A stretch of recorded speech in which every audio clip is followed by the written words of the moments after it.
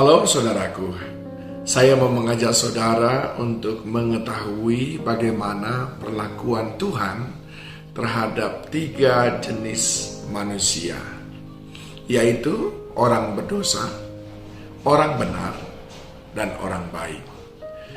Nah, hal ini dijelaskan oleh Amsal 13 ayat 21 sampai dengan 22. Orang berdosa dikejar oleh malapetaka, tetapi ia membalas orang benar dengan kebahagiaan. Orang baik meninggalkan warisan bagi anak cucunya, tetapi kekayaan orang berdosa disimpan bagi orang benar. Nah, saudaraku yang dikasihi Tuhan, dari ayat-ayat ini kita mengerti 3 kebenaran. Yang pertama, terhadap orang berdosa, Tuhan membuat orang berdosa dikejar malapetaka dan menjadi budak bagi orang benar. Sangat menyedihkan, bukan? Segala sesuatu yang dia kerjakan bukan untuk dia nikmati, tetapi mendatangkan malapetaka. Dan jika ada yang tersisa, itu dinikmati oleh orang benar, bukan untuk dirinya sendiri. Bahkan kitab Pengkhotbah pernah menuliskan bahwa ada orang yang disuruh Tuhan mengumpulkan harta untuk dinikmati oleh orang-orang yang berkenan di hatinya.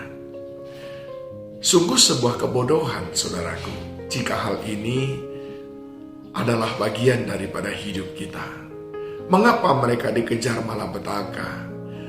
Mengapa mereka tidak bisa menikmati hasil kerja mereka? Dikatakan di dalam Yesaya 59 ayat 1 dan 2, saudara, bahwa ketika mereka berdoa, Tuhan tidak mendengarnya. Ketika mereka berseru, Tuhan tidak menjawabnya, saudaraku. Karena Alkitab berkata, sesungguhnya tangan Tuhan tidak kurang panjang untuk menyelamatkan dan pendengarannya tidak kurang tajam untuk mendengar. Tetapi yang merupakan pemisah antara kamu dan Allahmu ialah segala kejahatanmu. Dan yang membuat dia menyembunyikan diri terhadap kamu sehingga ia tidak mendengar ialah dosamu.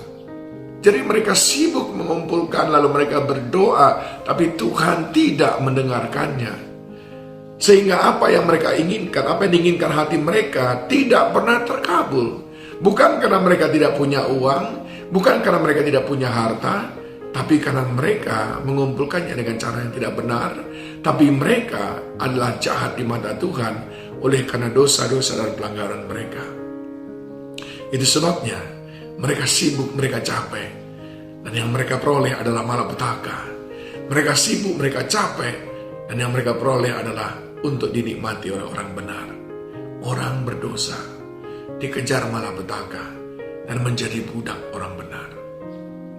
Yang kedua, saudaraku, kebenaran yang disampaikan di sini dalam Amsal 13 ayat 21-22 tadi adalah orang benar diberkati dan mendapatkan bahagia.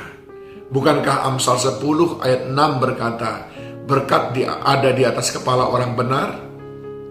Sama seperti tadi, saudaraku, ketika Amsal 13 ayat 21-22 mengatakan, tetapi ia membalas orang benar dengan kebahagiaan.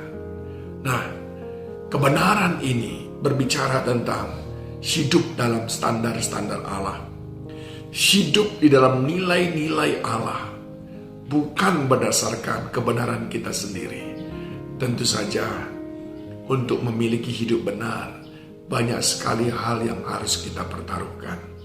Tetapi sungguh Tuhan membalasnya dengan kebahagiaan dan hidup yang diberkati.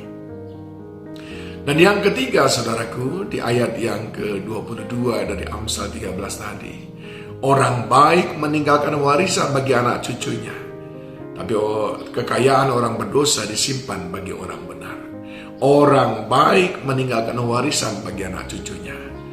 Ini suatu yang menarik, saudaraku, sebab kita sering sekali kurang paham tentang apa yang dimaksud dengan orang baik.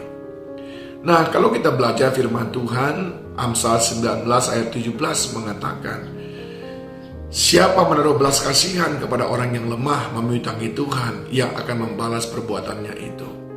Orang baik tentulah orang yang penuh belas kasihan. Oleh sebab itu poin yang ketiga, orang baik hidup dalam kekayaan dan kelimpahan. Sebab mereka memiutangi Tuhan lewat kebaikan mereka, saudaraku. Tuhan jadi berutang kepada mereka. Tentulah Tuhan akan membalasnya dengan berlipat-lipat ganda. Lalu kita lihat lagi dalam Lukas 6 ayat 38. Berilah dan kamu akan diberi suatu takaran yang baik, yang dipadatkan, yang digoncangkan, dan yang tumpah keluar akan dicurahkan ke dalam ribaanmu. Sebab ukuran yang kamu pakai untuk mengukur akan diukurkan kepadamu. Orang baik itu suka menabur belas kasihan, saudaraku. Orang baik itu suka memberi. Orang baik itu suka melepaskan haknya. Dan untuk itu kitab Amsal tadi berkata, orang baik hidup dalam kekayaan dan kelimpahan. 3 kelompok manusia ini memberikan kita pelajaran. Kejarlah menjadi orang benar dan menjadi orang baik. Janganlah menjadi orang yang terus hidup dalam dosa. Roh Kudus menolong kita